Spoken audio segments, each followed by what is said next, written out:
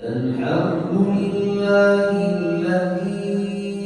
أنزل على عبده الكتاب ولم يجعل له عوجا قيما لينذر بأسا شديدا من لدنه ويبشر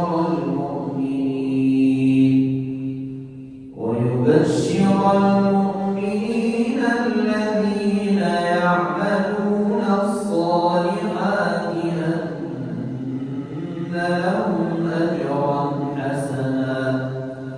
ماكثين فيه أبدا وينذر الذين قالوا اتخذ الله ولدا ما لهم به من علم ولا لآبائهم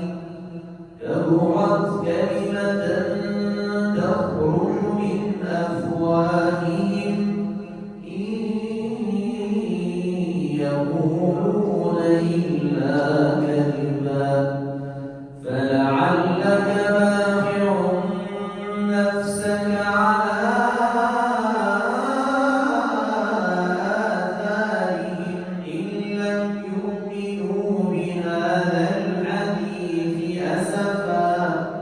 إنا جعلنا ما على الأرض زينة لها لنبلوهم أيهم أحسن عملا وإنا لجاعلون ما